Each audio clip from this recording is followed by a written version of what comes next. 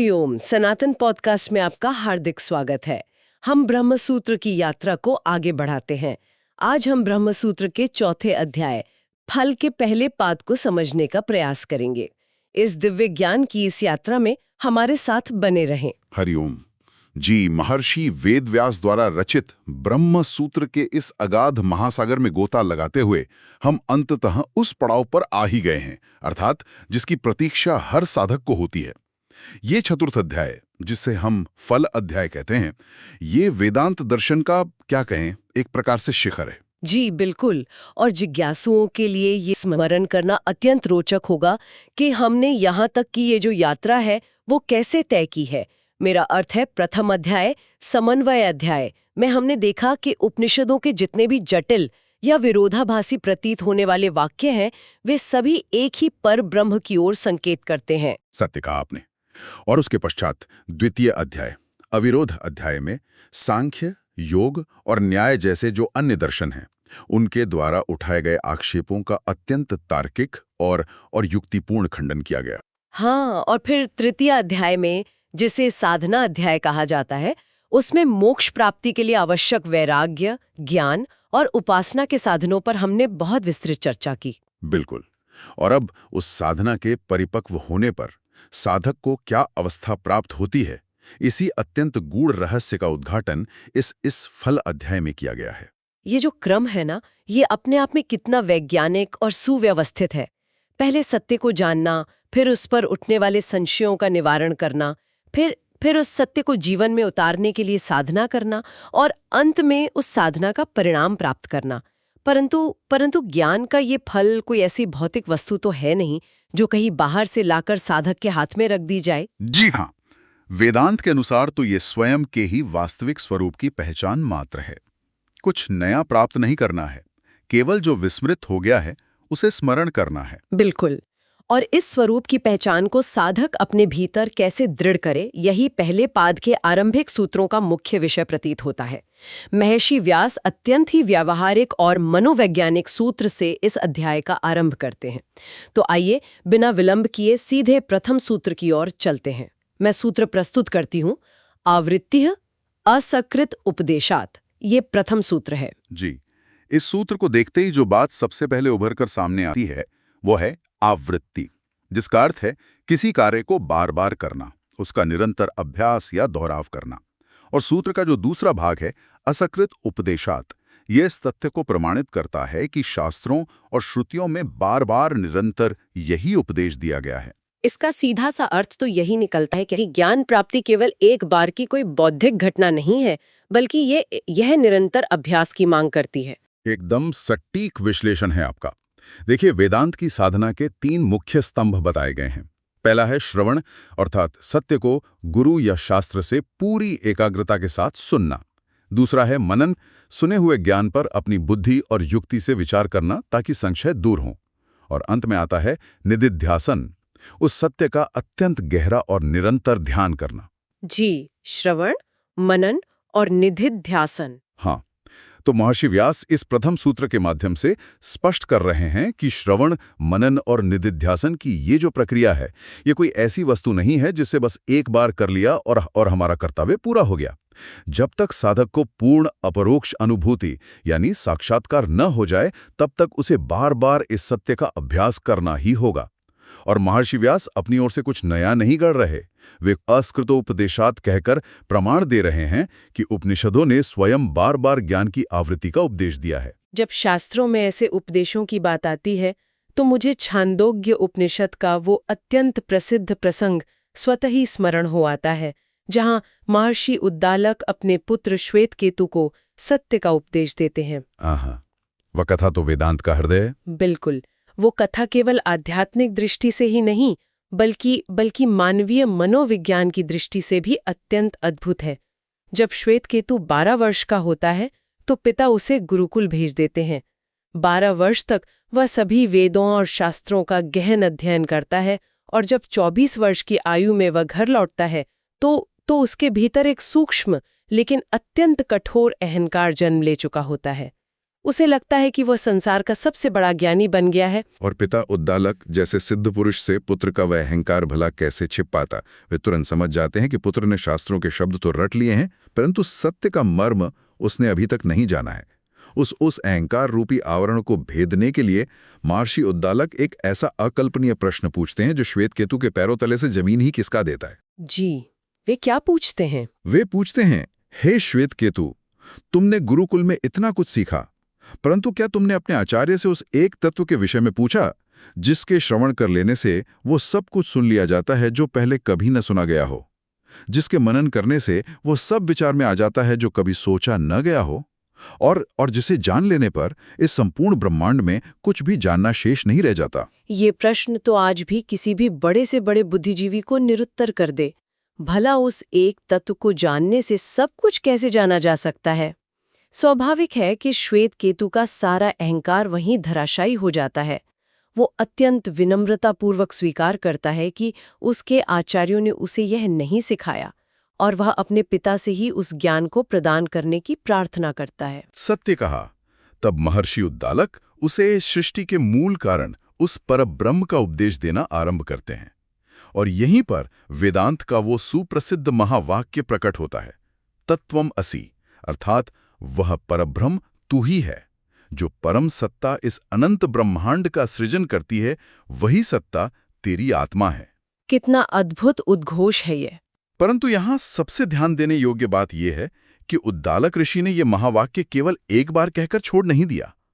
श्वेतकेतु एक के बाद एक शंकाएं प्रस्तुत करता है और महर्षि अलग अलग दृष्टांतों से उसे समझाते हैं। हाँ, जैसे कभी नमक और जल का दृष्टांत, तो कभी बीज और विशाल वटवृक्ष का दृष्टांत। बिल्कुल, और हर दृष्टांत के अंत में वे फिर से उसी परम सत्य को दोहराते हैं, तत्वमसि। पूरे 9 बार इस उपदेश की आवृत्ति की गई। 9 बार? और यही तो महर्षि व्यास का अस्कृदोपदेशात है, अर्थात बार बार उपदेश दिया जाना। जी, परंतु यहाँ वेदांत दर्शन के विरोधियों, जिन्हें हम पूर्व पक्ष कहते हैं, उनकी ओर से एक अत्यंत ही तार्किक और तीखी शंका प्रस्तुत की जाती है। पूर्व पक्ष का तर्क यह है कि यदि तत् त्वम असि यह एक शाश्वत सत्य है, तो इसे एक बार सुन लेना ही पर्याप्त होना चाहिए। पूर्व पक्ष एक बहुत ही सुंदर लौकिक दृष्टांत देता है। वे कहते हैं कि जैसे धान से चावल निकालने के लिए धान को ओखली में कूटा जाता है, हम धान को तब तक कूटते हैं जब तक उसका छिलका उतर ना जाए, परंतु एक बार जब छिलका उतर गया और शुद्ध चावल बाहर आ गया, तो क्या कोई बुद्धिमान व्यक्ति उस चावल को फिर से बार बार कूटता रहेगा? बिल्कुल नहीं, क्योंकि उसी चावल को बार बार कूटने से कोई नया अनाज तो पैदा होने वाला नहीं है। ठीक यही पूर्व पक्ष कहता है। वे कहते हैं कि जब श्रुति के महावाक्य से एक बार ये समझ में आ गया कि मैं ब्रह्म हूं, तो फिर जीवन भर उसी एक वाक्य को तोते की तरह रटने या बार बार मनन करने से क्या नया प्राप्त हो जाएगा? पूर्व पक्ष का यह तर्क तो सतह पर देखने में बहुत ही आकर्षक और अकाठ्य प्रतीत होता है। यदि ज्ञान एक प्रकाश है, तो दिया एक बार जलाना ही पर्याप्त है, उसे बार बार क्या जलाना? परंतु वेदांत इसका जो उत्तर देता है वो मानव स्वभाव की बहुत गहरी समझ पर आधारित है।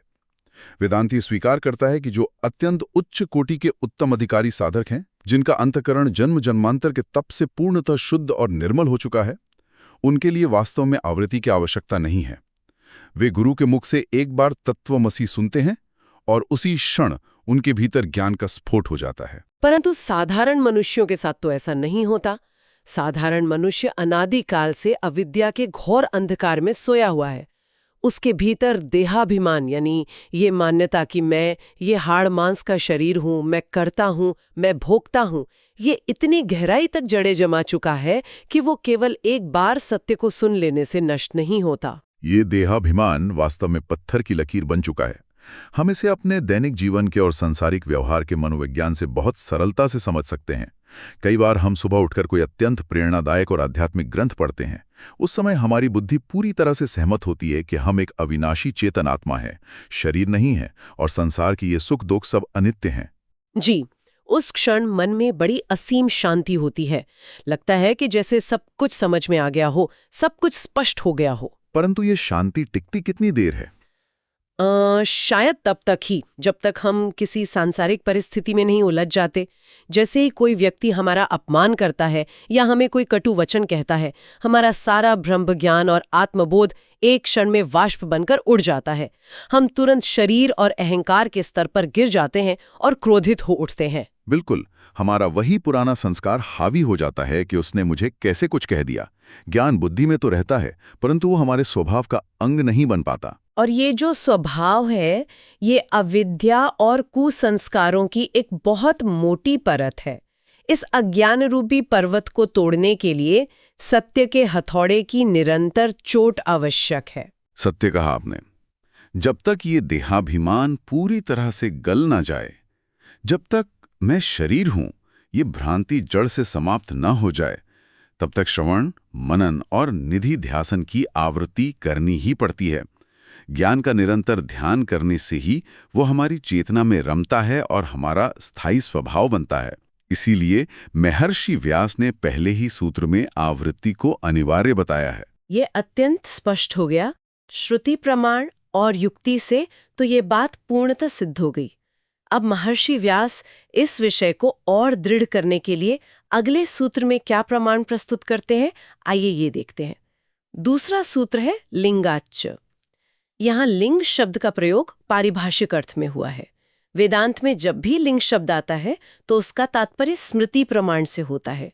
महर्षि व्यास ये बताना चाहते हैं कि न केवल श्रुतियां यानी उपनिषद, बल्कि हमारे महान ऋषियों द्वारा रचित स्मृति ग्रंथ भी इसी बात का उद्घोष करते हैं कि सत्य की अनुभूति के लिए निरंतर अभ्यास की आवश्यकता है। और जब हम स्मृति ग्रंथों की बात करते हैं तो श्रीमद् भगवद गीता से महान स्मृति और कौन सी हो सकती है?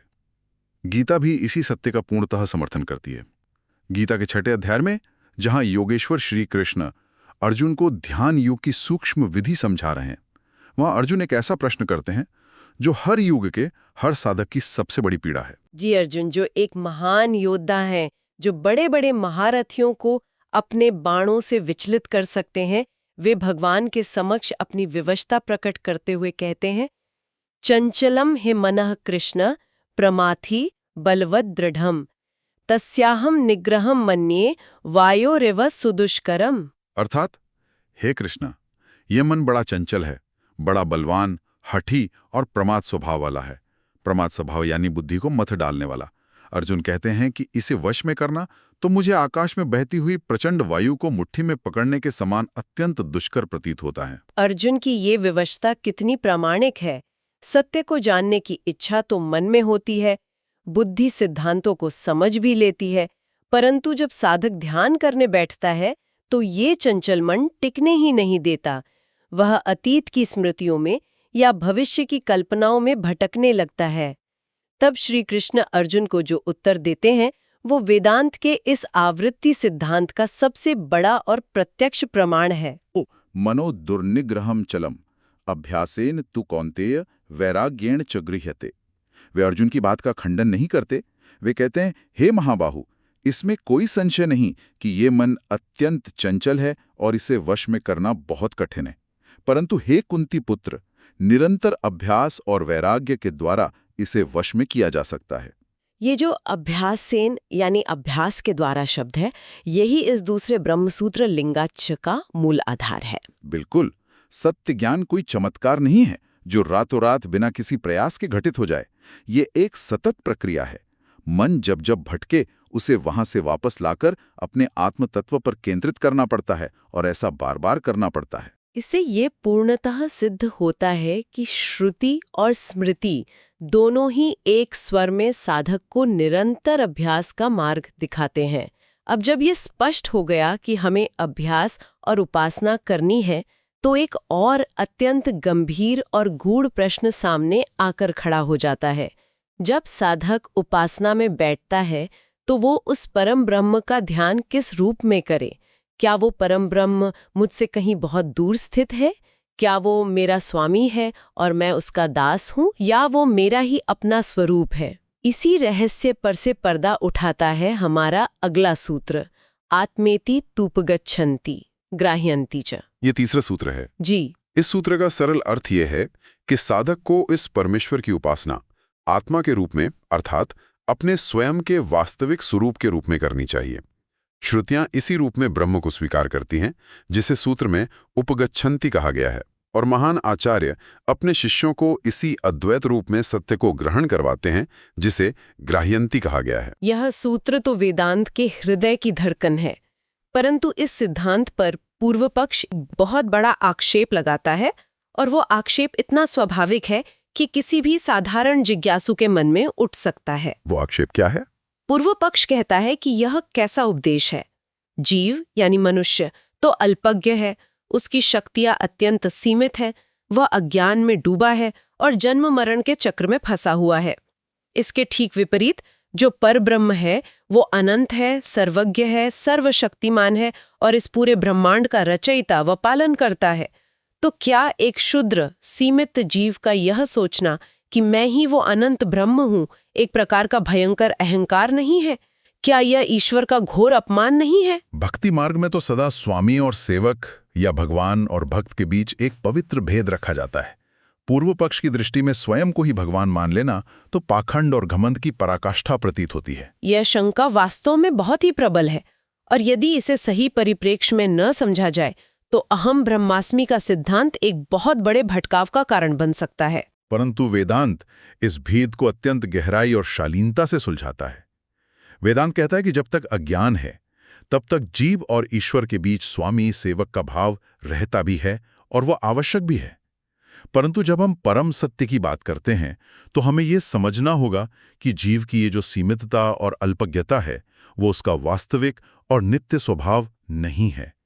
वो केवल उपाधि यानी आवरण के कारण है। इस उपाधि के सिद्धांत को हम कैसे समझें? इसे एक बहुत ही सुंदर और प्रसिद्ध लौकिक दृष्टांत से समझा जा सकता है। एक अत्यंत विशाल आकाश है जिसे हम महाकाश कहते हैं, और एक मिट्टी के घड़े के भीतर का आकाश है जिसे हम घटाकाश कहते हैं। घड़े के भीतर का आकाश उस मिट्टी की दीवारों से घिरे होने के कारण स्वयं को सीमित मान सकता है। वो सोच सकता है कि मैं तो एक छोटा सा आकाश हूं, मेरी सीमा केवल इस मिट्टी के घड़े के अंदर तक है और बाहर का वो अनंत महाकाश मुझसे बिल्कुल अलग है। बिल्कुल। परंतु क्या वास्तव में ऐसा है? क्या घड़े के भीतर का आकाश उस महाकाश से रत्ती भर भी भिन्न है? तनिक भी नहीं। जैसे ही किसी प्रहार से वो मिट्टी का घड़ा फूटता है, ये स्पष्ट हो जाता है कि घटाकाश और महाकाश नाम की कोई दो अलग अलग वस्तुएं कभी थी ही नहीं। आकाश तो अखंड है, अविभाज्य है। भेद केवल उस मिट्टी के घड़े रूपी आवरण का था जिसने एक कृत्रिम सीमा खड़ी कर दी थी। ठीक इसी प्रकार ये जीव स्वयं को जो सीमित, दुखी और अल्पज्ञ मान रहा है वो अपने शरीर, मन, बुद्धि और इंद्रियों रूपी घड़े के कारण मान रहा है।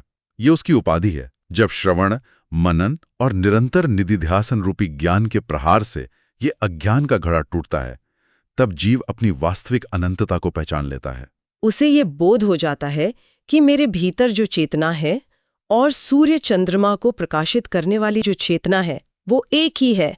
इसीलिए जवाल श्रुति में एक अत्यंत अद्भुत और रोंगटे खड़े कर देने वाला वचन आता है। वहां साधक पूर्ण एकाकार की अवस्था में ईश्वर की स्तुति करते हुए कहता है, त्वम वा अहमस्मि भगवो देवते अहम वै त्वमसि। अर्थात हे भगवान, जो तुम हो वो मैं ही हूं और जो मैं हूं वो तुम ही हो। अहम वै त्वमसि, मैं तू ही हूं, ये विचार ही मन को असीम शांति और निर्भयता से भर देता है। ये अहंकार नहीं है, बल्कि ये तो अहंकार का पूर्ण विसर्जन है। अहंकार तो तब होता है जब जीव अपने इस सीमित नाशवान शरीर को ईश्वर मान बैठे। वो तो महापाप है। सत्य कहा आपने। वेदांत में अहम ब्रह्मास्मि का अर्थ है अपने शरीर, मन और बुद्धि के अभिमान को पूरी तरह से गला देना और उस सर्वव्यापी चेतन सत्ता के साथ एक हो जाना। सच्ची उपासना वही है जहां उपास्य और उपासक का भेद सदा के लिए समाप्त हो जाए। श्रुतियां भी तो कहती हैं कि जब तक भेद है तब तक भय है। द्वितीया द्वै भयम भवेति। अद्वैत की स्थिति ही मोक्ष की स्थिति है। इसीलिए ये सूत्र दृढ़ता से कहता है कि साधक को ईश्वर को अपनी आत्मा यानी स्वयं का निज स्वरूप मानकर ही उसका ध्यान करना चाहिए। परंतु ये अद्वैत चिंतन अत्यंत सूक्ष्म है और हर साधक की चेतना का स्तर इतना ऊंचा नहीं होता कि वो सीधे उस निर्गुण, निराकार, सर्वव्यापी और अभेद ब्रह्म का ध्यान कर सके। कई जिज्ञासुओं को आरंभ में आलंबन या सहारे की आवश्यकता होती है। उनके लिए शास्त्रों में प्रतीक उपासना का विधान किया गया है। प्रतीक उपासना, जहाँ साधक किसी साकार वस्तु को ब्रह्म मानकर उसकी पूजा करता है। हाँ, जैसे सूर्य, आकाश, मन, अग्नि अथवा शालिग्राम या शिवलिंग। अब यहां एक नया प्रश्न खड़ा होता है।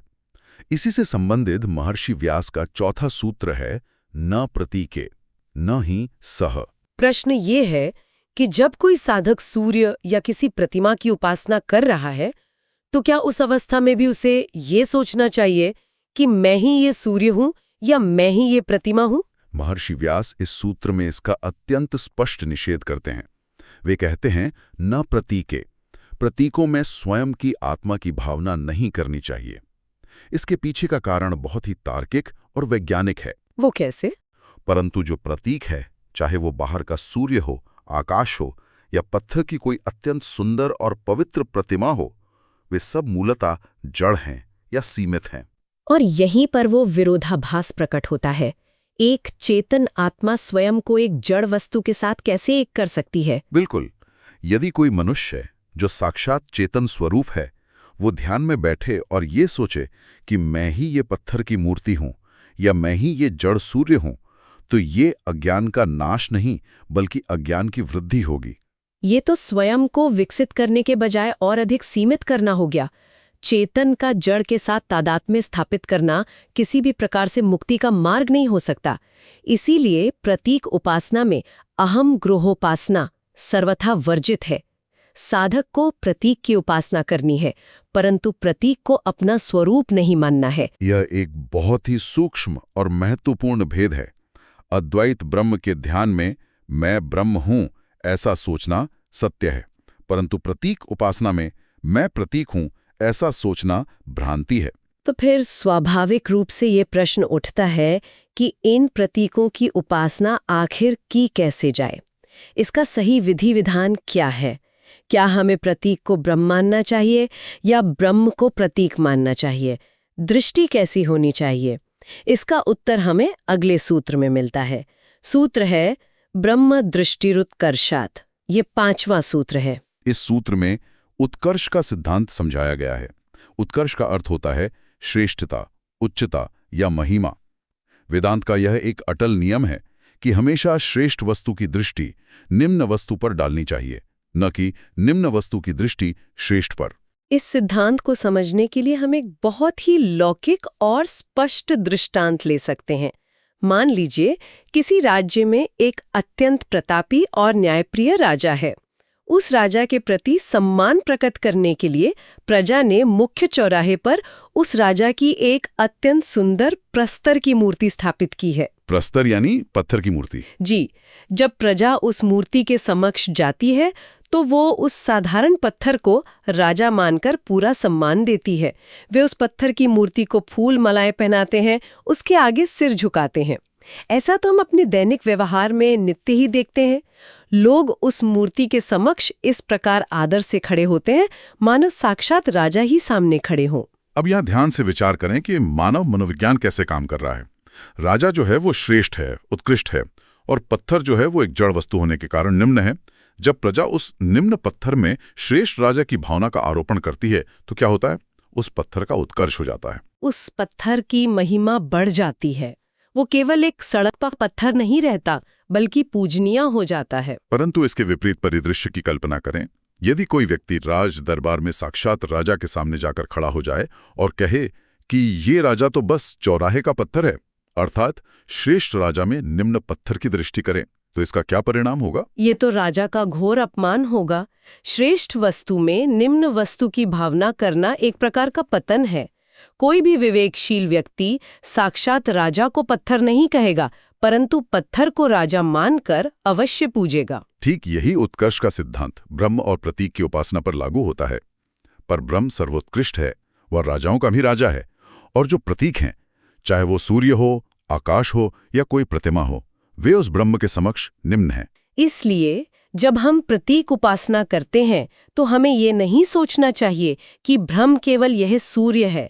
ये तो भ्रम को सीमित करना होगा। इसके बजाय हमें ये सोचना चाहिए कि यह सूर्य उस महान परब्रह्म का ही एक रूप है। सत्य कहा। हमें उस जड़ प्रतीक में साक्षात चेतन ब्रह्म की दृष्टि करनी चाहिए।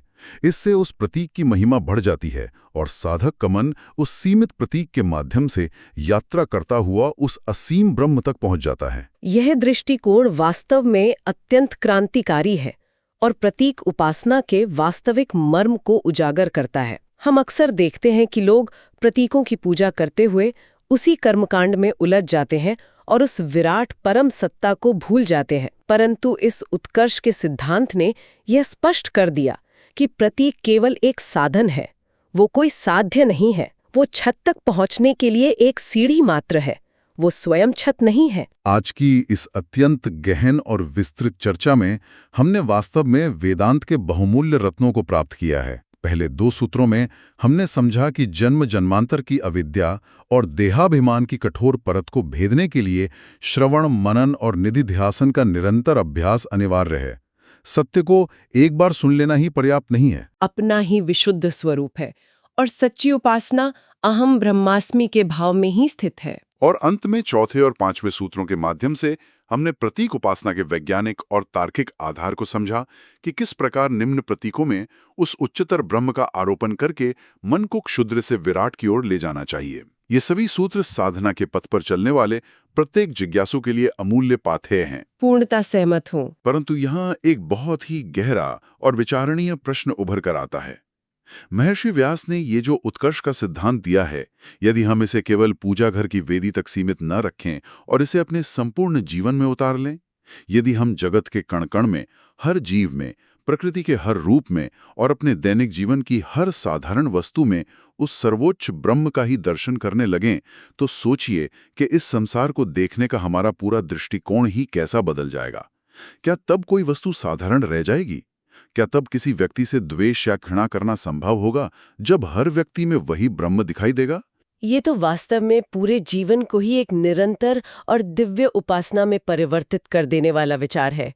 हर साधारण वस्तु उस परम सत्ता की उपस्थिति से कितनी अलौकिक हो जाएगी। इन अत्यंत अद्भुत और गूढ़ रहस्यों पर विचार करते हुए और इसी फल अध्याय के पहले पाद के अगले सूत्रों की गहराई में उतरने के लिए चलिए आगे बढ़ते हैं। ठीक है, अब हम आगे चलते हैं।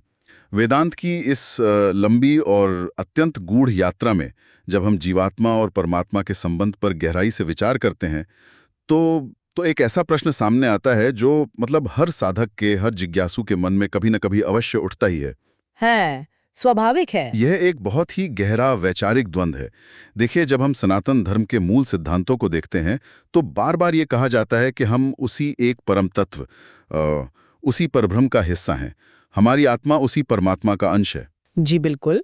लेकिन जब हम अपने जीवन के वास्तविक अनुभव को देखते हैं तो हमें लगता है कि हमारे और ईश्वर के बीच एक अनंत दूरी है, मतलब एक बहुत बड़ा भेद प्रतीत होता है। मेरे मन में ये शंका उठती है कि यदि हम वास्तव में उसी परम सत्य के अंश हैं तो क्या हम मूल रूप से पूरी तरह समान हैं?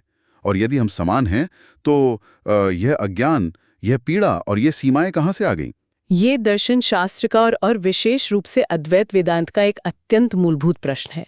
ये वो बिंदु है जहां बहुत से लोग उलझ जाते हैं। हाँ। इसी गुत्थी को सुलझाने के लिए महर्षि बादरायण ने ब्रह्म सूत्र के इस विशिष्ट भाग में बहुत ही स्पष्ट और तार्किक रूप से ज्ञान का प्रकाश डाला है। वे 45वें सूत्र में इस विषय का आरंभ करते हैं। यह सूत्र है अपि च स्मर्यते। अपि च स्मर्यते। जी, इस छोटे से सूत्र का अर्थ बहुत गहरा है। अपि च यानी और ये भी, और स्मर्यते यानी स्मृतियों में स्मरण किया गया है। महर्षि कह रहे हैं कि केवल श्रुतियां या उपनिषद ही नहीं, बल्कि हमारी जो स्मृतियां हैं वे भी इसी सत्य का स्मरण कराती हैं, इसी बात की पुष्टि करती हैं कि जीव उस परम तत्व का ही अंश है। अच्छा, तो इसका अर्थ ये हुआ कि हमारे जो प्राचीन ग्रंथ हैं, जो स्मृति ग्रंथ हैं, वो भी इस बात पर मोहर लगाते हैं। मेरे स्मरण में भगवद गीता के 15वें अध्याय का वो अत्यंत प्रसिद्ध श्लोक आ रहा है, ममेवांशो जीवलोके जीवभूतः सनातनः। एकदम सटीक। जहां भगवान श्री कृष्ण कहते हैं कि इस संसार में जो जीव है वो मेरा ही एक सनातन अंश है। लेकिन यहीं पर मेरी दुविधा और गहरी हो जाती है। कैसी दुविधा? देखिए, जब भौतिक जगत में हम किसी चीज को अंश कहते हैं, तो हमारा तात्पर्य किसी बड़ी वस्तु के एक टुकड़े से होता है, जैसे लकड़ी के एक बड़े लट्ठे से काटा गया एक छोटा टुकड़ा या किसी विशाल पर्वत से टूटकर गिरा हुआ एक पत्थर। जी। लेकिन परमात्मा तो अखंड है, वो निर्विकार है, उसका कोई आकार नहीं है। तो जो वस्तु निराकार और अखंड है उसे काटा या बांटा कैसे जा सकता है? मतलब जीव उसका टुकड़ा कैसे हो सकता है? हाँ, यही वो सूक्ष्म दृष्टि है जिसकी वेदांत मांग करता है। भौतिक जगत के जो नियम हैं वे पारलौकिक सत्य पर पूरी तरह से लागू नहीं होते। यहाँ अंश शब्द को बहुत ही सावधानी से समझने की आवश्यकता है। आपने जो कहा वो सत्य है कि परमात्मा के टुकड़े नहीं किए जा सकते। जी। यदि जीव परमात्मा का वास्तविक या भौतिक अंश होता, जैसे अग्नि से निकली हुई एक चिंगारी, तो उस तर्क के अनुसार जीव में भी परमात्मा के सारे गुण पूर्ण रूप से विद्यमान होने चाहिए। बिल्कुल। यदि परमात्मा सर्वज्ञ है तो जीव को भी सब कुछ जानने वाला होना चाहिए। यदि परमात्मा सर्वशक्तिमान है तो जीव को भी होना चाहिए। वही तो, और यही मेरा मुख्य प्रश्न है। हम तो देखते हैं कि जीव अल्पज्ञ है, हम अपने भविष्य के बारे में नहीं जानते, हम अपनी सीमाओं से बंधे हुए हैं। हाँ। हम अज्ञान में भटक रहे हैं। एक सर्वज्ञ और अनंत सत्ता का अंश इतना सीमित और ज्ञानी कैसे हो सकता है? यदि जीव सचमुच परमात्मा का ही रूप है तो फिर इस संसार में इतने उपदेश, इतने शास्त्र, साधना और कर्मफल के जो सिद्धांत हैं वे सब तो व्यर्थ हो जाएंगे। बिल्कुल सही कह रहे हैं आप। मतलब एक पूर्ण और सर्वज्ञ चेतना को किसी ज्ञान या उपदेश की क्या आवश्यकता है? इसी विरोधाभास को दूर करने के लिए वेदांत उपाधि के सिद्धांत को प्रस्तुत करता है। उपाधि? जी, उपाधि। वेदांत स्पष्ट करता है कि जीव वास्तव में परमात्मा का कोई कटा हुआ हिस्सा नहीं है, बल्कि वह केवल उपाधि के कारण अंश प्रतीत होता है। इसे घटाकाश और महाकाश के अत्यंत प्राचीन और प्रासंगिक दृष्टांत से समझा जा सकता है। घटाकाश। कल्पना कीजिए कि बाहर एक अनंत असीम आकाश है, उसे हम महाकाश कहते हैं। अब उस आकाश के बीच में एक मिट्टी का घड़ा रख दिया जाता है। उस घड़े के भीतर भी आकाश है, जिसे हम घटाकाश कह देते हैं। हाँ, घड़े के अंदर का जो खाली स्थान है। बिल्कुल। अब विचार कीजिए कि क्या घड़े के बनने से वो अंदर का आकाश बाहर के अनंत आकाश से कटकर अलग हो गया? क्या मिट्टी की दीवारों ने आकाश के टुकड़े कर दिए? नहीं, आकाश तो अखंड ही है। घड़े की दीवारें आकाश को काट नहीं सकती, वे केवल एक सीमा का आभास देती हैं। सत्य कहा। और यदि वो घड़ा टूट जाए तो क्या अंदर के आकाश का विनाश हो जाता है, या क्या वो आकाश कहीं यात्रा करके बाहर के आकाश में जाकर मिल जाता है? नहीं, वो तो हमेशा से वही अनंत आकाश था। यही बात है। केवल उस घड़े की दीवार रूपी उपाधि के कारण, उस आवरण के कारण हमें ये भ्रम होता है कि घड़े के अंदर का आकाश बाहर के आकाश से कुछ अलग है या उसका एक छोटा सा अंश है। अद्भुत। ठीक इसी प्रकार ये जो सर्वव्यापी अनंत पर ब्रह्म है, जब वो इस भौतिक शरीर, मन, बुद्धि और अहंकार रूपी उपाधि के साथ जुड़ता हुआ प्रतीत होता है, तब वो अज्ञानवश स्वयं को सीमित मान बैठता है। अपनी इसी सीमित पहचान को वो जीवात्मा कहता है। मूल तत्व में कोई भेद नहीं है, सारा भेद केवल उपाधि का है। ये दृष्टांत सचमुच मन के जाले साफ कर देता है। यानी उपाधि के कारण ही भेद प्रतीत होता है। शरीर और मन रूपी घड़े के कारण वो अनंत चेतना स्वयं को एक व्यक्ति मान लेती है। जी। लेकिन इस विचार से एक और अत्यंत स्वाभाविक और व्यावहारिक शंका उत्पन्न होती है। वो क्या? यदि मैं यानी जीवात्मा उसी परमात्मा का ही स्वरूप हूं और घड़े के भीतर का आकाश बाहर के आकाश से जुड़ा है, तो जब मुझे संसार में दुख मिलता है, जब मुझे पीड़ा होती है, तो क्या वो पीड़ा परमात्मा को भी महसूस होती है? हाँ। इसे ऐसे समझिए कि यदि मेरे पैर में कांटा चुभ जाए तो पैर शरीर का एक छोटा सा अंग है, लेकिन उस कांटे की पीड़ा तो पूरे मनुष्य को होती है, पूरे मस्तिष्क को होती है। तो क्या जीव के रोने से, जीव के दुखी होने से वो अनंत परमात्मा भी दुखी होता है? क्या वो भी हमारी पीड़ा से तड़पता है? ये एक बहुत ही सुंदर और गहरी शंका है जो किसी भी संवेदनशील साधक के मन में आ सकती है। यदि परमात्मा हमसे जुड़ा है तो क्या वो हमारे दुखों का भी भागीदार है? महर्षि बादरायण ने अगले ही सूत्र में यानी 46वें सूत्र में इस शंका का पूर्ण रूप से निवारण किया है। अच्छा। वे कहते हैं, प्रकाशादि वन नैवम परः। प्रकाशादि वन नैवम परः, इसका अर्थ क्या है? इस सूत्र के शब्दों को तोड़कर देखें तो अर्थ बहुत स्पष्ट हो जाता है। प्रकाशादिवत यानी प्रकाश आदि के समान, न यानी नहीं, एवं यानी इस प्रकार, और परह यानी वो परम तत्व परमात्मा। सूत्र कह रहा है कि वह परब्रह्म परमात्मा ऐसा नहीं है कि जीव के दुखों से दुखी हो जाए। वो जीव के सुख दुख से सर्वथा अलिप्त रहता है, ठीक वैसे ही जैसे प्रकाश या आकाश अलिप्त रहते हैं। सूर्य के प्रकाश का उदाहरण लीजिए। जी। सूर्य अपनी किरणें धरती पर हर जगह बिखेरता है। वही प्रकाश किसी अत्यंत सुंदर, पवित्र और सुगंधित उद्यान पर भी गिरता है जहां फूल खिले हैं, और वही प्रकाश किसी अशुद्ध स्थान, किसी मलिन कीचड़ या गटर पर भी गिरता है। हाँ, प्रकाश तो हर जगह समान रूप से पहुंचता है। तो जब सूर्य का उज्जवल प्रकाश कीचड़ पर पड़ता है, तो क्या वो प्रकाश स्वयं गंदा हो जाता है? क्या कीचड़ की दुर्गंध प्रकाश में समा जाती है? या फिर जब प्रकाश किसी टेढ़ी मेढ़ी खुरदरी वस्तु पर पड़ता है, तो क्या प्रकाश का अपना आकार टेढ़ा हो जाता है? कदापि नहीं। प्रकाश तो बस प्रकाशमान करता है, वो उस वस्तु के गुणों को ग्रहण नहीं करता। वो हमेशा शुद्ध, निर्विकार और अछूता ही रहता है। यही वेदांत का परम सत्य है। ठीक इसी प्रकार परमात्मा वो शुद्ध चैतन्य प्रकाश है जो हर जीव के अंतःकरण को, हर मन और बुद्धि को प्रकाशित कर रहा है। जीवात्मा अपने अज्ञान, अपनी अविद्या के कारण इस शरीर और मन को मैं मान बैठता है। जब शरीर को रोग होता है या मन को अपमान मिलता है, तो अज्ञान के कारण जीव सोचता है कि मैं बीमार हूं या मैं दुखी हूं। ये दुख उपाधि का है, शरीर और मन का है। लेकिन परमात्मा, जो केवल उस पूरे खेल का साक्षी है, वो इन सभी कष्टों और विकारों से सर्वथा अछूता और निर्लेप रहता है। क्या बात है। जीव रोता है, तड़पता है, क्योंकि उसने उपाधि से तादात्म्य कर लिया है। लेकिन परमात्मा अपने पूर्ण, शांत और आनंदमय स्वरूप में ही स्थित रहता है। ये दृष्टांत तो आधुनिक जीवन की कई स्थितियों पर भी लागू होता है। मुझे लगता है कि इसे हम सिनेमा के पर्दे के उदाहरण से भी समझ सकते हैं। हाँ बिल्कुल, बताइए। सिनेमा हॉल में एक सफेद पर्दा होता है। उस पर्दे पर कभी आग लगने का भयानक दृश्य दिखाया जाता है, तो कभी बाढ़ का और पानी का दृश्य दिखाया जाता है। दर्शक उस दृश्य को देखकर डरते हैं या रोते हैं, लेकिन क्या वो भयंकर आग उस सफेद पर्दे को जला पाती है? क्या बाढ़ का पानी उस पर्दे को एक बूंद भी गीला कर पाता है? बिल्कुल नहीं। फिल्म खत्म होने के बाद पर्दा वैसा का वैसा ही शुद्ध और बेदाग रहता है। शायद परमात्मा भी उसी साक्षी पर्दे की तरह है जिस पर हमारे जीवन की उपाधियों का ये सिनेमा चल रहा है। ये बहुत ही सटीक और समकालीन उपमा है। पर्दा दृश्य को आधार तो देता है, लेकिन दृश्य के गुणों से लिप्त नहीं होता।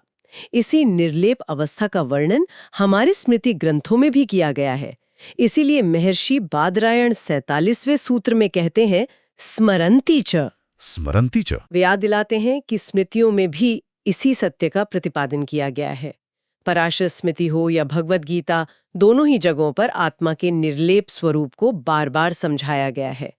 गीता के 13वें अध्याय में एक बहुत ही सुंदर श्लोक आता है, जहां ये स्पष्ट किया गया है कि यद्यपि परमात्मा इस शरीर के भीतर स्थित है, वह शरीर का भरण पोषण करने वाला प्रतीत होता है, फिर भी वह ना तो कोई कर्म करता है और ना ही शरीर के किसी भी गुण से लिप्त होता है। मुझे स्मरण आ रहा है कि उसी अध्याय में पद्मपत्र यानी कमल के पत्ते का जो दृष्टांत आता है, वो तो सनातन धर्म की पहचान से बन गया है। जी हाँ, बहुत प्रसिद्ध दृष्टांत है। कमल का फूल और उसका पत्ता जल में ही उत्पन्न होते हैं, कीचड़ में ही उनकी जड़ें होती हैं।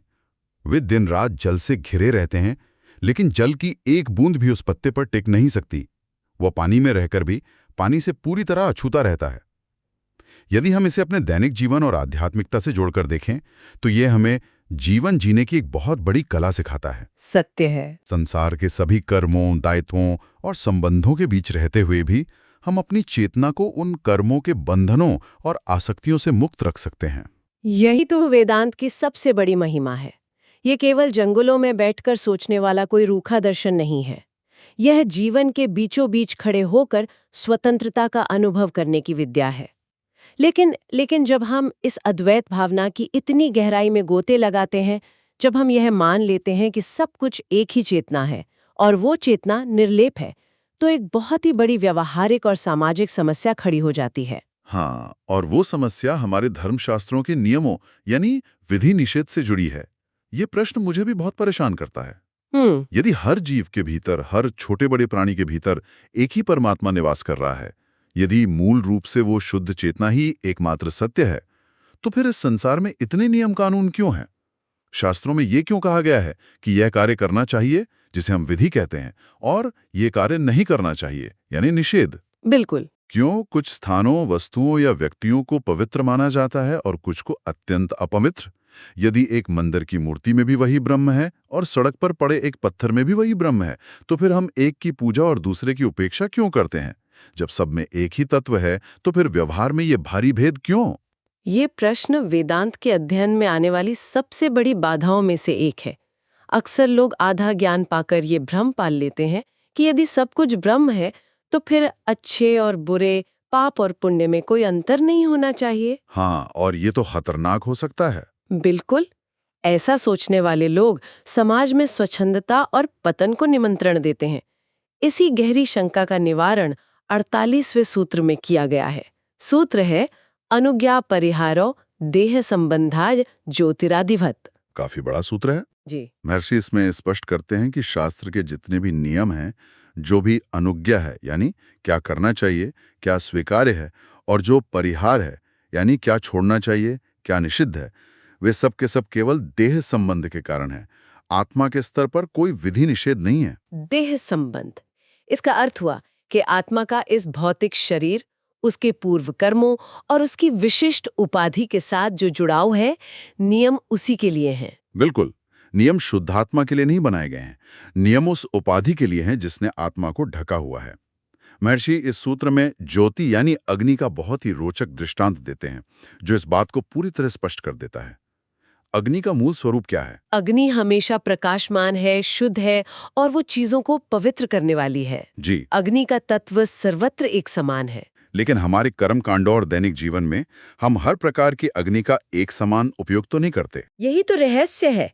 यदि अग्नि किसी शमशान भूमि में जल रही है, वो किसी चिता की आग है, तो उसका मूल तत्व अग्नि होते हुए भी उसे अपवित्र और निषिद्ध मानकर अस्वीकार कर दिया जाता है।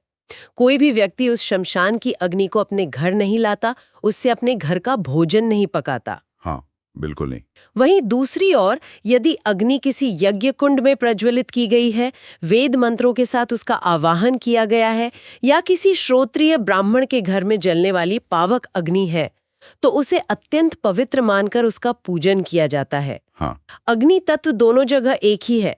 चिता की अग्नि भी जलाती है और यज्ञ की अग्नि भी। लेकिन जिस स्थान या जिस उपाधि के साथ वो अग्नि जुड़ी है, उसके आधार पर उसे ग्रहण करने या त्यागने का नियम लागू होता है। ये बहुत ही अद्भुत और स्पष्ट करने वाला उदाहरण है। मतलब मूल तत्व समान होने पर भी उपाधि की शुद्धि और अशुद्धि का महत्व है। इसे हम उसी सूर्य के प्रकाश वाले उदाहरण से भी तो जोड़ सकते हैं। हाँ, कैसे? देखिए, प्रकाश तो हर जगह गिरता है।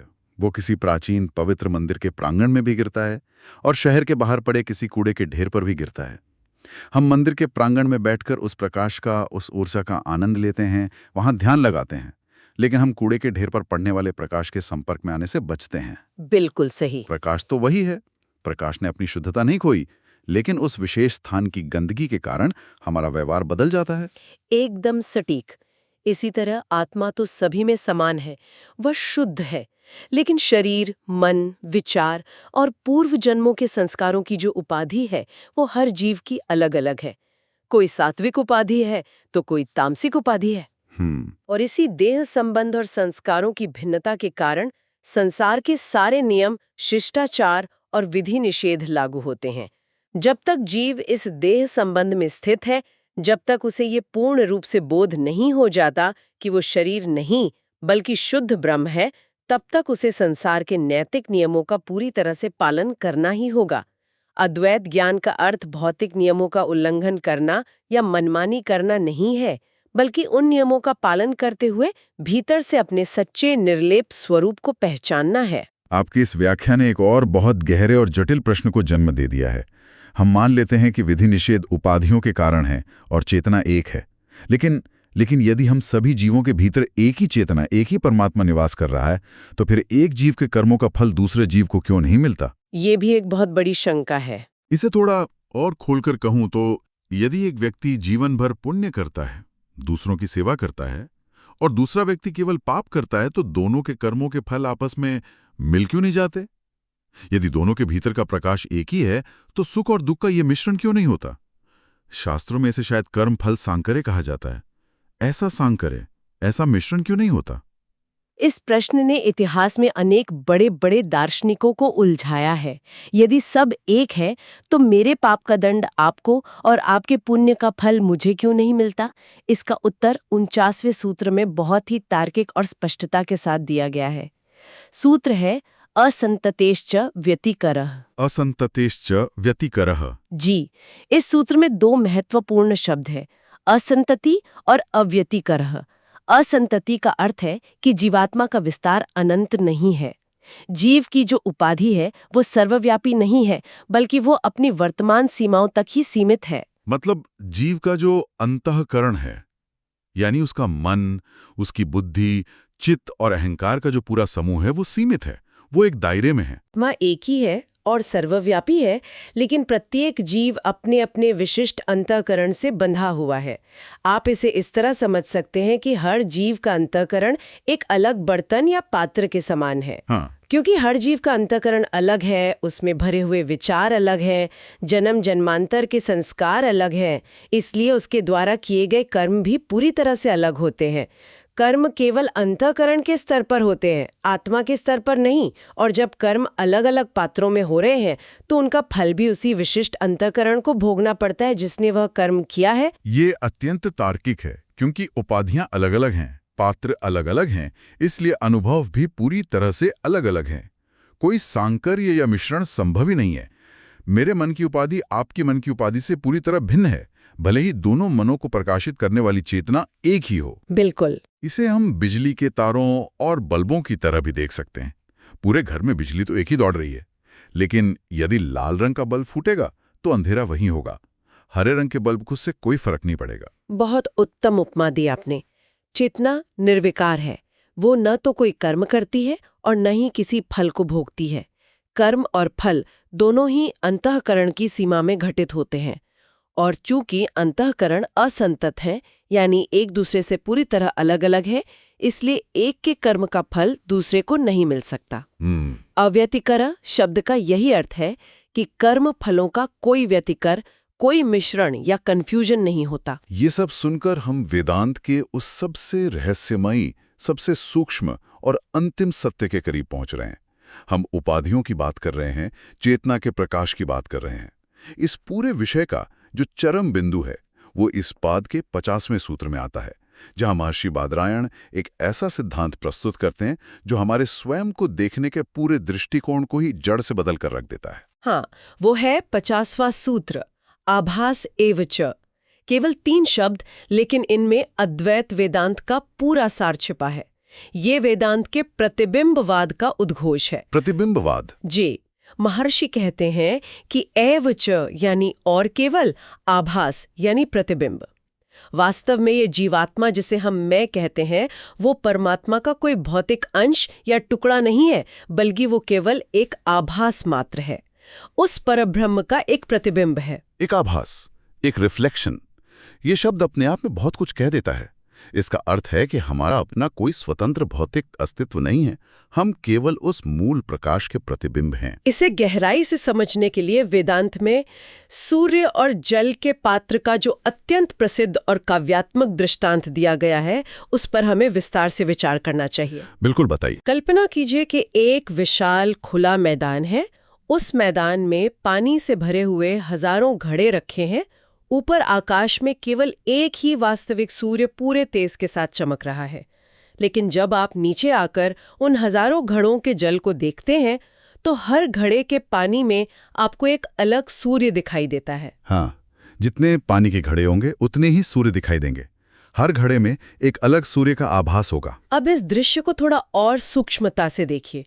मान लीजिए किसी एक घड़े का पानी हवा के कारण बहुत जोर से हिल रहा है, तो उसमें दिखने वाला सूर्य का प्रतिबिंब भी कांपता और हिलता हुआ दिखाई देगा। हाँ। किसी दूसरे घड़े का पानी बहुत गंदा है, उसमें कीचड़ मिला हुआ है, तो उसमें सूर्य का प्रतिबिंब भी धुंधला और मलिन सा दिखाई देगा। किसी तीसरे घड़े का पानी बिल्कुल शांत, स्थिर और स्वच्छ है, तो उसमें सूर्य का प्रतिबिंब भी एकदम स्पष्ट, चमकीला और शांत दिखाई देगा। ये दृष्टांत तो बिल्कुल हमारे मानव जीवन की विभिन्न अवस्थाओं की तरह है। बिल्कुल। अब यहाँ विचार करने योग्य सबसे महत्वपूर्ण बात यह है कि जब एक घड़े का प्रतिबिंब हिलता है या जब वो गंदा दिखाई देता है, तो क्या ऊपर आकाश में चमकने वाले उस वास्तविक सूर्य पर इसका कोई भी प्रभाव पड़ता है? क्या जल के हिलने से असली सूर्य कांपने लगता है? बिल्कुल नहीं। वास्तविक सूर्य तो करोड़ों मील दूर हमेशा अपने पूर्ण तेज, असीम स्थिरता और परम पवित्रता के साथ अपनी जगह पर स्थित है। उसे नीचे रखे घड़े के पानी के हिलने या गंदे होने से रत्ती भर भी फर्क नहीं पड़ता। और क्या एक घड़े के प्रतिबिंब के हिलने या मलिन होने से पास ही रखे किसी दूसरे घड़े के स्वच्छ प्रतिबिंब पर कोई असर पड़ता है? नहीं, क्योंकि हर घड़े का पानी अलग है, हर घड़े की अपनी अलग स्थिति है। एक का कंपन दूसरे को प्रभावित नहीं कर सकता। यही आभास एवं का सबसे गूढ़ और अंतिम अर्थ है। वह आकाश का वास्तविक सूर्य ही वह एक अद्वितीय परब्रह्म परमात्मा है। पानी से भरे हुए वे जो हजारों घड़े हैं, वे हम सभी जीवों के अलग अलग अंतःकरण हैं। हमारा मन, हमारी बुद्धि और हमारे संस्कार। क्या बात है। और उन घड़ों के जल में दिखने वाले जो अलग अलग सूर्य हैं, वे जीवात्माएं हैं। जब मन रूपी पानी अज्ञान, सांसारिक इच्छाओं, क्रोध और विकारों के कारण हिलता है या मलिन होता है, तो वह प्रतिबिंब रूपी जीवात्मा भ्रमित होकर सोचने लगती है कि मैं अशांत हूं, मैं दुखी हूं, मैं अपवित्र हूं। ये सचमुच ज्ञान का प्रकाश देने वाली अनुभूति है। हमारे सारे भ्रमों का निवारण इसी एक दृष्टांत में छिपा है। ये कितनी सरलता से उन सारी गुत्थियों को सुलझा देता है जिन पर हमने अभी तक विस्तार से चर्चा की है। इससे ये पूरी तरह स्पष्ट हो जाता है कि क्यों हर जीव का अनुभव दूसरे से अलग है, क्योंकि हर जीव का अंतःकरण रूपी घड़ा अलग है, उसके जल की स्थिति अलग है। जी। कर्म और फल आपस में क्यों नहीं मिलते? क्योंकि एक घड़े के जल की हलचल दूसरे घड़े को प्रभावित नहीं करती। और सबसे बड़ी बात, ये सिद्धांत अकाट्य रूप से ये सिद्ध करता है कि परमात्मा हमेशा शुद्ध, निर्विकार और जीव के दुखों से परे क्यों है। क्योंकि वो वास्तविक सूर्य है जो इन सारे प्रतिबिंबों का आधार तो है। वो इन सबको प्रकाशित तो कर रहा है, लेकिन वो किसी भी घड़े की मलिनता से कभी लिप्त नहीं होता। सत्य है। जीव केवल एक आभास है, एक प्रतिबिंब है, और उसका ये जो दुख है, ये जो संसार का बंधन है, वो केवल उस जल की, उस अंतःकरण की एक अस्थायी अवस्था है। ये पीड़ा, ये अज्ञान आत्मा का मूल स्वभाव नहीं है। ये विचार तो हमारे जीवन को देखने का नजरिया ही पूरी तरह बदल सकता है। जब हमें ये गहराई से समझ में आ जाए कि हम केवल एक आभास हैं और हमारा मूल स्वरूप वो अपरिवर्तनीय अनंत सूर्य यानी परमात्मा ही है, तो हमारे जीवन के अधिकांश दुखों का स्वतः ही निवारण हो सकता है। ये समझ हमें उस साक्षी भाव में ले आती है जहां हम अपने ही मन के नाटकों को दूर खड़े होकर देख सकते हैं। सत्य वचन। जब कोई साधक इस रहस्य को जान लेता है कि उपाधि का जो दुख है, मल और शरीर की जो पीड़ा है, वो आत्मा का दुख नहीं है, तब वो संसार के नाटकों को एक दृष्टा के रूप में देखने लगता है। वो अपने ही मन रूपी जल में उठने वाली भावनाओं की लहरों को देखता तो है, लेकिन वो ये भी जानता है कि वो स्वयं वो लहर नहीं है, बल्कि वो अडिग और असीम प्रकाश है जो उस लहर को प्रकाशित कर रहा है। ज्ञान का और इस पूरे वेदांत दर्शन का यही तो अंतिम लक्ष्य है, उपाधि के साथ अपने तादात्म्य को, अपनी झूठी पहचान को पूरी तरह से तोड़ देना और अपने वास्तविक अनंत स्वरूप को पहचानना। सचमुच ये एक बहुत ही वैचारिक, शांत करने वाला और गहरा बिंदु है। हमारी सारी पीड़ाएं, हमारे सारे भय केवल उस जल की लहरें हैं, जबकि हमारा सत्य उस आकाश के सूर्य के समान अडिग है। इस पर जितना विचार किया जाए, चेतना की उतनी ही नई ग्रंथियां खुलती जाती हैं। लेकिन यह सब हमें एक बहुत ही दिलचस्प और विचलित करने वाले मोड़ पर लाके खड़ा कर देता है। अगर हम सब केवल एक ही सूर्य के अलग अलग प्रतिबिंब हैं, तो जरा सोच कर देखिए, जिस दिन यह घड़ा टूट जाएगा, यानी जिस दिन हमारे मन और शरीर की यह उपाधि पूरी तरह खत्म हो जाएगी, तब वो प्रतिबिंब कहाँ जाएगा? क्या वो हमेशा के लिए मिट जाएगा या वापस उस असली सूर्य में समा जाएगा? इस पर विचार जरूर कीजिएगा। चलिए आगे बढ़ते हैं। ठीक है, अब हम आगे चलते हैं। वेदांत दर्शन के जिस अत्यंत गहन मार्ग पर आज हम विचार कर रहे हैं, वो केवल कोई सैद्धांतिक या किताबी चर्चा नहीं है। जी बिल्कुल नहीं, ये तो हमारे स्वयं के अस्तित्व का प्रश्न है। हाँ, हमारी अपनी पहचान की सबसे गहरी गुत्थी को सुलझाने का प्रयास है ये। सनातन धर्म की पूरी वैचारिक नींव और जो हमारा कर्म और फल का पूरा सिद्धांत है, वो जिस एक मौलिक प्रश्न पर टिका है, आज हम उसी पर गहराई से विचार मंथन करेंगे। सत्य कहा आपने, ये विषय बहुत ही महत्वपूर्ण है। और प्रश्न ये है कि ये जो जीवात्मा है, जो इस भौतिक शरीर को धारण करती है, क्या वो वास्तव में कर्मों को करने वाली करता है, या फिर आत्मा केवल एक शांत मूक दृष्टा मात्र है, बस एक साक्षी है, और सारे कर्म केवल प्रकृति या हमारी जड़ बुद्धि द्वारा किए जा रहे हैं? ये सचमुच आत्मज्ञान के पथ का सबसे महत्वपूर्ण प्रश्न है। अगर हम इस संसार को देखें ना, तो हर व्यक्ति कुछ न कुछ कर्म कर रहा है। कोई धर्म का पालन कर रहा है, कोई पाप कर रहा है, कोई अपनी आजीविका कमा रहा है। जी। लेकिन ये कर्म कर कौन रहा है? हमारा शरीर तो जड़ है, ये तो केवल पंच महाभूतों से बना है। मृत्यु के बाद ये शरीर बिस्तर पर ही रह जाता है और कुछ भी नहीं कर पाता। बिल्कुल, वो तो हिल भी नहीं सकता। वही तो। और दूसरी ओर हमारी सनातन परंपरा स्पष्ट कहती है कि आत्मा शुद्ध चेतन है। तो ये प्रश्न उठना अत्यंत स्वाभाविक है कि जो चेतन है, क्या वो स्वयं कर्म करता है, या जो जड़ शरीर और बुद्धि है वो कर्म करती है? इसी बात पर तो सबसे बड़ा भ्रम होता है। हाँ।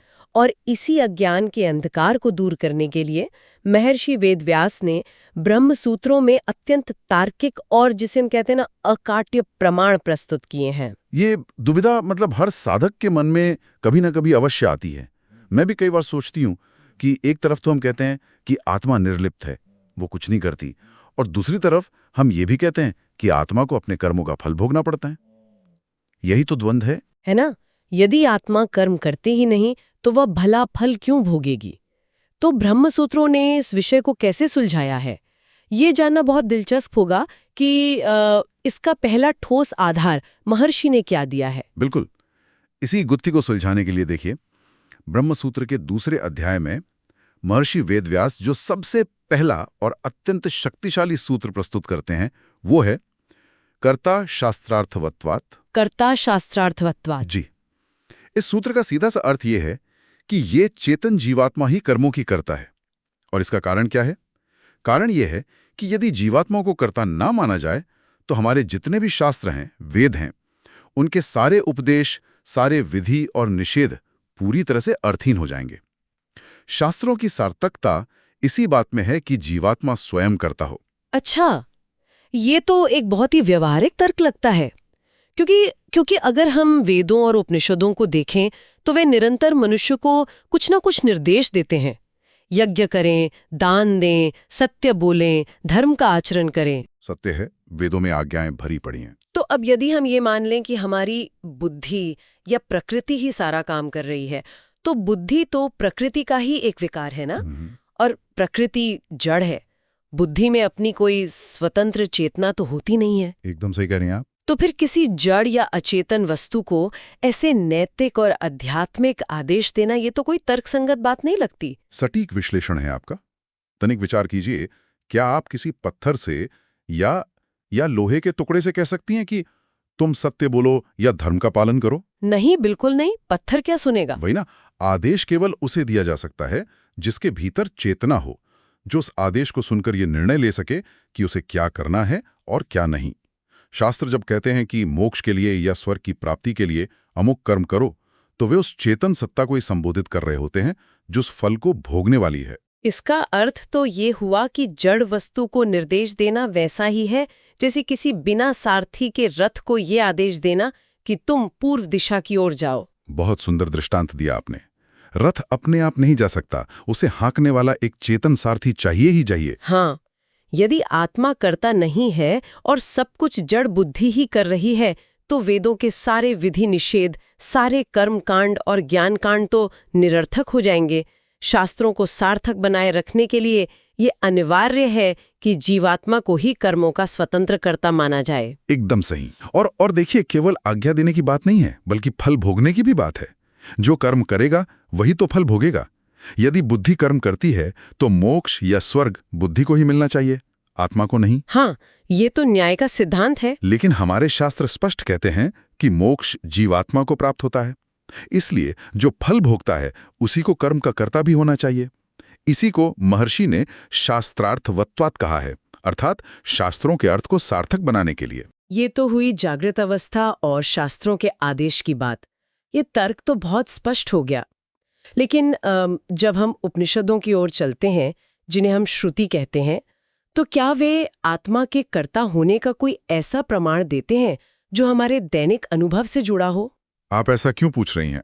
क्योंकि देखिए, जागृत अवस्था में तो शरीर और बुद्धि इतने अधिक सक्रिय होते हैं कि आत्मा का जो स्वतंत्र रूप है वो कहीं छिप सा जाता है। हम भेद ही नहीं कर पाते कि शरीर कर रहा है या आत्मा। ये बहुत ही सूक्ष्म अवलोकन है आपका। और मजे की बात यह है कि इसी बिंदु को स्पष्ट करने के लिए महर्षि अगला सूत्र प्रस्तुत करते हैं, विहारोपदेशात्। विहारोपदेशात्, इसका क्या अर्थ हुआ?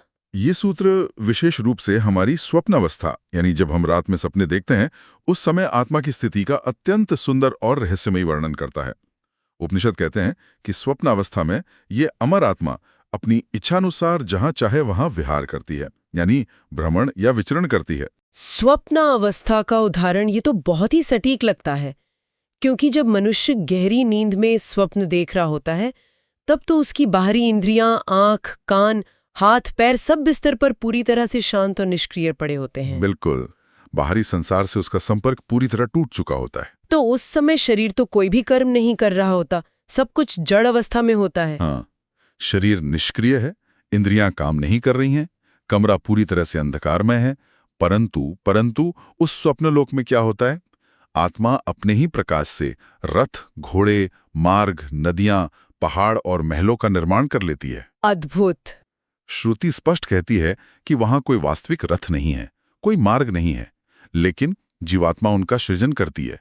वह उस रचे हुए संसार में सुख दुख का अनुभव करती है, यात्राएं करती है, भागती है, डरती है या प्रसन्न होती है। ये तो ऐसा है जैसे कोई चित्रकार अपनी कल्पना से एक पूरा चित्रपट तैयार कर ले और केवल तैयारी न करे, बल्कि स्वयं उस चित्रपट का पात्र बनकर उसमें भ्रमण भी करे। बिल्कुल सटीक उपमा दी आपने। ये जो अपने लिए एक नए लोक का निर्माण करना है और उसमें सक्रिय रूप से विचरण करना, ये स्पष्ट रूप से आत्मा की कार्य करने की शक्ति को दर्शाता है। यदि वह केवल एक निष्क्रिय साक्षी होती, एक मूक दृष्टा मात्र होती, तो वह इस नवीन संसार की रचना कैसे कर पाती? यही तो श्रुति का तात्पर्य है। जागृत अवस्था में जो कर्तृत्व शरीर और इंद्रियों की भारी भीड़भाड़ में कहीं छिप गया था ना, वो कर्तृत्व स्वप्नावस्था में पूरी तरह से मुखर होकर सामने आ जाता है। हाँ, क्योंकि वहां कोई भौतिक आवरण बाधा नहीं डालता। सही कहा। वहां आत्मा बिना किसी भौतिक साधन के केवल अपनी चेतना की शक्ति से कर्म करती है। ये जो विहार करना है या आजादी से घूमना है, यही आत्मा के स्वतंत्र कर्तापन का अकाट्य प्रमाण है। ये बहुत ही रोचक दृष्टिकोण है। तो स्वप्न से यह तो सिद्ध होता है कि इंद्रियों के निष्क्रिय होने पर भी आत्मा सक्रिय रहती है। लेकिन मेरे मन में एक और प्रश्न उठ रहा है। पूछिए। क्या होता है जब स्वप्न भी नहीं होते? मेरा तात्पर्य उस अत्यंत गहरी नींद से है जिसे हम सुषुप्ति कहते हैं, या फिर मृत्यु के समय की अवस्था से।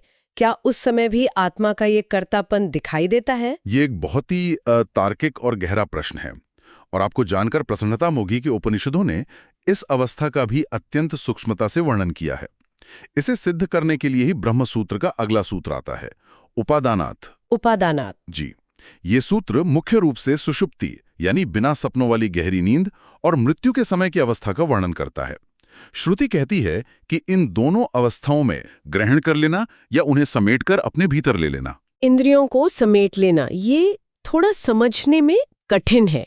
अगर हम इसे एक लौकिक दृष्टांत से समझें तो ये कुछ वैसा ही है जैसे कोई चक्रवर्ती सम्राट अपनी किसी लंबी यात्रा पर प्रस्थान कर रहा हो। हाँ बिल्कुल। जब राजा अपनी राजधानी से निकलता है तो वो अकेला नहीं जाता, वो आदेश देता है और अपने सेनापतियों, मंत्रियों और सेवकों को अपने साथ ले लेता है। यहाँ जीवात्मा वो सम्राट है और हमारी इंद्रियां, देखना, सुनना, स्पर्श करना, ये सब उसके सेवक हैं। ये दृष्टांत इस जटिल प्रक्रिया को बिल्कुल स्पष्ट कर देता है। देखिए, जब राजा अपने सेवकों को साथ लेकर चलता है तो ये प्रमाणित होता है कि वो उन सेवकों का स्वामी है और यात्रा करने वाला मुख्य कर्ता है। सत्य है। इसी प्रकार जब जीवात्मा शरीर को छोड़ती है या गहरी नींद में जाती है तो वो इन जड़ इंद्रियों और प्राणों को अपने नियंत्रण में लेकर चलती है। छांदोग्य उपनिषद और बृहदारण्यक उपनिषद में इसका बहुत विशद वर्णन मिलता है। जी। जड़ इंद्रियां स्वयं से समेटी नहीं जा सकती, वे तो बिखरी रहती हैं। उन्हें एक साथ समेटने वाला उनका स्वामी कोई चेतन सत्ता ही हो सकती है।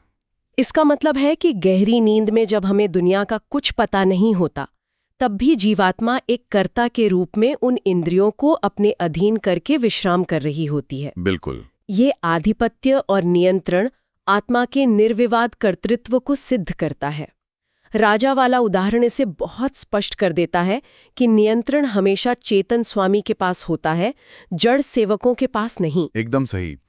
और अब तक की चर्चा से यह स्पष्ट हो गया है कि शास्त्र के आदेश, स्वप्न का विहार और इंद्रियों का उपादान, ये तीनों आत्मा को ही कर्ता सिद्ध करते हैं। परंतु यहाँ एक मोड़ आता है। कैसा मोड़? जो लोग इस मत का विरोध करते हैं, वे एक बहुत ही तकनीकी और व्याकरणीय शंका खड़ी करते हैं। व्याकरणीय शंका? वह क्या है? जहां तक मैंने कुछ मूल ग्रंथों का अध्ययन किया है, मुझे याद आ रहा है कि तैत्तिरीय उपनिषद में एक स्थान पर एक वाक्य आता है, विज्ञानम यज्ञम तनुते। हाँ, बिल्कुल। जिसका अर्थ होता है विज्ञान यज्ञ करता है। जो लोग आत्मा को कर्ता नहीं मानते, वे शायद इसी वाक्य का सहारा लेते हैं ना? आपने बिल्कुल सही नब्ज पकड़ी है। वे कहते होंगे कि यहाँ शास्त्र स्वयं विज्ञान को यज्ञ करने वाला बता रहे हैं, और दर्शन की भाषा में जहां तक मैं समझती हूँ, विज्ञान का अर्थ बुद्धि होता है। तो यदि शास्त्री कह रहे हैं कि बुद्धि यज्ञ कर रही है, तो कर्ता तो बुद्धि हो गई, आत्मा नहीं। हाँ, ठीक यही शंका सांख्य दर्शन के विद्वानों और कुछ अन्य विचारकों द्वारा प्राचीन काल से ही उठाई जाती रही है। वे कहते हैं कि श्रुति ही जब बुद्धि को कर्ता कह रही है, तो आप वेदांती लोग आत्मा को कर्ता क्यों मान रहे हैं? तो महर्षि वेदव्यास ने इसका क्या उत्तर दिया? महर्षि वेदव्यास ने इसी गंभीर शंका के निवारण के लिए सूत्र 36 की रचना की। व्यपदेशाच्च क्रियाया न चेंदिन निर्देश विपर्ययः। यहाँ वेदांत ने समाधान संस्कृत व्याकरण के अत्यंत सूक्ष्म और अचूक तर्क से किया है। व्याकरण के तर्क से विज्ञान शब्द का अर्थ जड़ बुद्धि है ही नहीं, बल्कि यह स्वयं चेतन जीवात्मा के लिए प्रयुक्त हुआ है। ये तो बहुत ही गहरा दावा है, लेकिन व्याकरण के आधार पर इसे कैसे सिद्ध किया जा सकता है कि यहाँ विज्ञान का अर्थ बुद्धि नहीं बल्कि आत्मा है? संस्कृत भाषा की संरचना इसे कैसे स्पष्ट करती है? संस्कृत भाषा की वैज्ञानिकता और महर्षि पाणिनि के व्याकरण की यही तो विशेषता है। देखिए, व्याकरण के नियमों के अनुसार जो साधन या उपकरण होता है, जिसके द्वारा कार्य किया जाता है, उसमें हमेशा करण कारक का प्रयोग होता है, जिसे अंग्रेजी में इंस्ट्रूमेंटल केस कहते हैं। करण कारक जैसे कुल्हाड़ी से पेड़ काटा जाता है या आंख से देखा जाता है। बिल्कुल सही।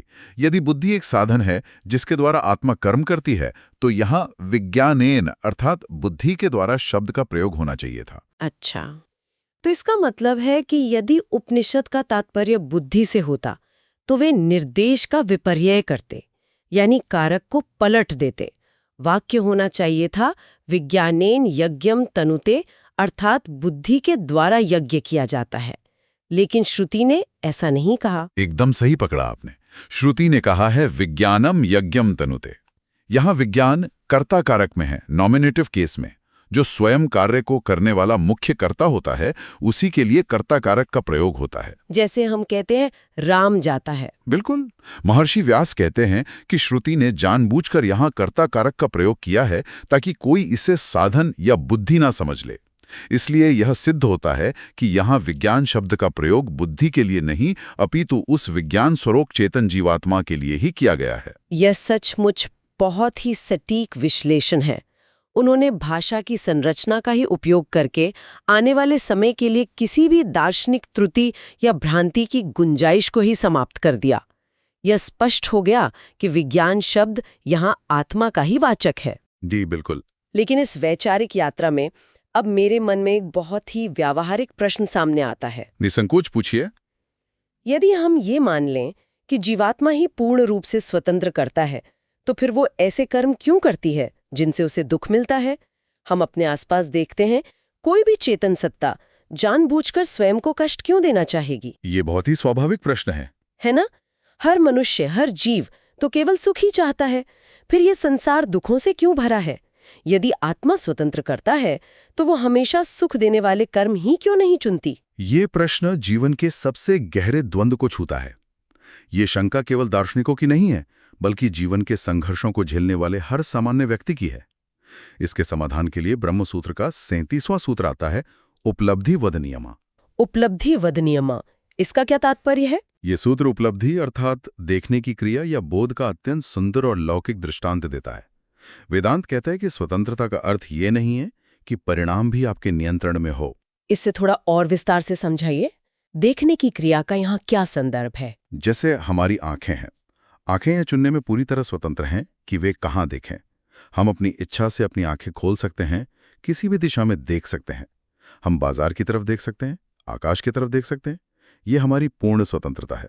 जी, इसमें तो कोई संदेह नहीं। परंतु जब आप दृष्टि डालती हैं तो सामने जो दृश्य प्रकट होता है वो सुंदर और मनमोहक भी हो सकता है और अत्यंत भयंकर या कष्टदायक भी हो सकता है।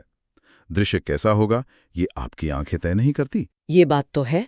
मैं अपनी इच्छा से दिशा चुन सकती हूँ, लेकिन वहाँ क्या मौजूद है ये मेरे नियंत्रण में नहीं है। अगर मैंने खिड़की से बाहर देखा और वहाँ कोई दुर्घटना हो रही है तो मुझे वो भयानक दृश्य देखना ही पड़ेगा, भले ही मैं सुंदर दृश्य देखना चाहती थी। बिल्कुल। इसी प्रकार जीवात्मा कर्म करने में स्वतंत्र है। वो चयन कर सकती है कि उसे सत्य बोलना है या असत्य, उसे ईमानदारी से धन कमाना है या चोरी करनी है। ये उसकी कर्म स्वतंत्रता है। कर्म स्वतंत्रता। जी। परंतु उन कर्मों का जो फल उत्पन्न होता है वो जीवात्मा के हाथ में नहीं है। वो फल ईश्वरीय नियमों, सृष्टि के अटल विधान और जीवात्मा के पूर्व जन्मों के संचित कर्मों, जिन्हें हम प्रारब्ध कहते हैं, उनके अधीन होता है। तो इसका अर्थ ये हुआ कि व्यक्ति कर्म तो अपनी स्वतंत्र इच्छा से करता है, ये सोचकर कि इससे मुझे सुख मिलेगा, लेकिन चूंकि उसे ब्रह्मांडीय नियमों और अपने ही पिछले कर्मों के फलों का पूरा ज्ञान नहीं होता, इसलिए कई बार उसका चुना हुआ कर्म भी उसे दुख की ओर ले जाता है। हाँ, अज्ञानवश हम अक्सर सोचते हैं कि अमुक कार्य करने से हमें खुशी मिलेगी, लेकिन प्रकृति के नियम कुछ और ही तय करते हैं। इसलिए कर्म करने की पूरी स्वतंत्रता होने पर भी अज्ञान या प्रारब्ध के कारण दुख का अनुभव होना न तो असंभव है और न ही ये आत्मा की स्वतंत्रता का खंडन करता है। ये बहुत ही स्पष्ट कर दिया आपने। आत्मा करता है, इसीलिए वो कर्म चुनती है, लेकिन वो कर्म फल की विधाता नहीं है। ये जीवन और कर्म फल के रहस्य को पूरी तरह से खोल देता है। गीता में जो कहा गया है ना, कर्मण्यवाधिकारस्ते मा फलेषु कदाचन, मुझे लगता है कि उसका दार्शनिक आधार यही सूत्र है। बिल्कुल, आपने दोनों को बहुत ही सुंदरता से जोड़ दिया। कर्म का चुनाव हमारी स्वतंत्रता है, लेकिन उस कर्म का जो ब्रह्मांडीय परिणाम होगा वो उन शाश्वत नियमों के अधीन है। इस कारण से आत्मा स्वतंत्र कर्ता होते हुए भी दुख का अनुभव करती है। आप बिल्कुल सही दिशा में सोच रही हैं। अब हम इस चर्चा के अंतिम और सबसे तार्किक मोड़ पर आते हैं। जी बताइए। यदि इन सारे प्रमाणों, शास्त्रों के आदेश, स्वप्न का विहार, इंद्रियों का उपादान और व्याकरण के नियम, इन सब के बाद भी कोई हट करे, कोई ये मानने की जिद ही करे कि नहीं, आत्मा करता नहीं है, हमारी जड़ बुद्धि ही सब कुछ करने वाली करता है, तो दर्शन की दृष्टि में इसका क्या परिणाम होगा? क्या परिणाम होगा? इसके लिए महर्षि अंतिम प्रहार करते हैं सूत्र 38 के माध्यम से, शक्ति विपर्यायात। शक्ति विपर्यय, इसका अर्थ तो होता है शक्तियों का उलट जाना। यहाँ शक्तियों की व्यवस्था उलट जाने से महर्षि का क्या तात्पर्य है? इसे ऐसे समझिए, दर्शन में बुद्धि क्या है? बुद्धि जीवात्मा का एक साधन है, एक उपकरण है जिसके द्वारा आत्मा इस संसार का अनुभव करती है, विचार करती है और कर्म करती है। जैसे एक टूल होता है। बिल्कुल, जैसे किसी योद्धा के हाथ में तलवार एक साधन है या बढ़ई के हाथ में आरी एक साधन है। अब यदि हम हठपूर्वक ये मान लें कि बुद्धि ही करता है, तो वो साधन की श्रेणी से बाहर निकलकर कर्ता की श्रेणी में आ जाएगी। जो करण था वो कर्ता बन जाएगा। ये तो बहुत बड़ी तार्किक समस्या खड़ी कर देगा। कैसे? क्योंकि यदि साधन ही कर्ता बन गया तो उस नए कर्ता यानी बुद्धि को भी तो संसार में काम करने के लिए किसी और साधन की आवश्यकता पड़ेगी। बिना किसी साधन या उपकरण के कोई कर्ता काम कैसे कर सकता है? एकदम सही। योद्धा तलवार से लड़ता है। अगर हम कहें कि तलवार युद्ध लड़ रही है तो उस तलवार को भी तो चलाने के लिए कोई दूसरी चीज चाहिए होगी ना। आपने बिल्कुल सही तर्क पकड़ा। यदि बुद्धि कर्ता हो गई तो उसे कर्म करने के लिए एक नई बुद्धि या एक नए साधन की आवश्यकता होगी। फिर उस नए साधन को यदि हम कर्ता मान लें तो उसे एक और साधन चाहिए होगा। ये श्रृंखला कभी खत्म ही नहीं होगी। बाप रे। भारतीय दर्शन में इस तार्किक दोष को अनवस्था दोष कहा जाता है। अनवस्था दोष। ये तो एक अंतहीन और अतार्किक चक्र बन जाएगा। इसका कोई तार्किक अंत है ही नहीं। बिल्कुल। और किसी भी ठोस दर्शन में अनवस्था दोष को सबसे बड़ी तार्किक विफलता माना जाता है। इसलिए तर्क और युक्ति की रक्षा के लिए यह अनिवार्य है कि हम उपकरणों जैसे मन और बुद्धि को उपकरण ही रहने दें जी। और जो मूल चेतन सत्ता है जीवात्मा, उसी को एकमात्र कर्ता स्वीकार करें। उपकरण कभी कर्ता नहीं हो सकता। इस तर्क की अकाट्यता के सामने विरोधियों का कोई भी हट टिक नहीं सकता। ये बहुत ही अद्भुत और तार्किक निष्पत्ति है। इस प्रकार यदि हम आज की पूरी चर्चा को एक साथ देखें तो इन सभी सूत्रों ने मिलकर एक अत्यंत भव्य और सुदृढ़ वैचारिक ढांचा खड़ा कर दिया है। बिल्कुल किया है। शास्त्रों के निर्देशों की सार्थकता ये बताती है कि आदेश चेतन को दिए जाते हैं। स्वप्नलोक का विहार ये सिद्ध करता है कि शरीर के बिना भी आत्मा सक्रिय है। सत्य है। मृत्यु और सुषुप्ति में इंद्रियों का उपादान ये प्रमाणित करता है कि आत्मा ही इंद्रियों की स्वामी है। व्याकरण की सूक्ष्मता ने विज्ञान शब्द का अर्थ आत्मा सुनिश्चित कर दिया। जी। उपलब्धि के दृष्टांत ने ये स्पष्ट कर दिया कि कर्म करने की स्वतंत्रता का अर्थ परिणाम पर नियंत्रण नहीं है। इसलिए दुख का होना स्वाभाविक है। और अंततः अनवस्था दोष ने ये सिद्ध कर दिया कि बुद्धि कर्ता हो ही नहीं सकती। इन सब ने मिलकर ये निर्विवाद रूप से स्थापित कर दिया है कि ये जीवात्मा ही इस जीवन रूपी नाटक की मुख्य कर्ता है। ये सारांश आपने बहुत ही उत्तम प्रस्तुत किया। हमारी ये चर्चा बहुत ही विस्तृत और ज्ञानवर्धक रही है। हमने ब्रह्म सूत्रों के इन अकाट्य तर्कों के माध्यम से ये तो भली भांति जान लिया कि इस संसार के व्यावहारिक धरातल पर जीवात्मा ही कर्मों की करता है। जी। परंतु आज की इस बौद्धिक यात्रा को समाप्त करते हुए मैं एक बहुत ही गहरा और विचारोत्तेजक प्रश्न सभी जिज्ञासुओं के चिंतन के लिए छोड़ना चाहता हूँ। अवश्य। हमने ये सिद्ध कर दिया कि संसार में आत्मा कर्ता है, परंतु सोचिए, क्या ये कर्तत्व, ये कर्तापन आत्मा का वास्तविक, नित्य और शाश्वत स्वरूप है, या ये केवल अज्ञान और मन बुद्धि रूपी उपाधियों के साथ उसके तादात्म्य के कारण प्रतीत होता है? बहुत गहरा प्रश्न है ये। क्या परमार्थ में, अपने एकदम शुद्ध पारमार्थिक स्वरूप में, जहां कोई अज्ञान नहीं, कोई शरीर नहीं, जहां वो ब्रह्म के साथ एक रूप है, वहां भी आत्मा करता है, या फिर वो केवल एक शुद्ध, मुक्त और अद्वितीय साक्षी मात्र रह जाती है? ये एक ऐसा परम रहस्य है जिस पर हर साधक को एकांत में बैठकर अवश्य विचार करना चाहिए। तो हमें आशा है कि आपको हमारी आज की चर्चा पसंद आई होगी। सनातन धर्म से संबंधित ऐसी ही और चर्चाओं के लिए हमारे चैनल को अवश्य सदस्यता लें। धन्यवाद। जय श्री राम।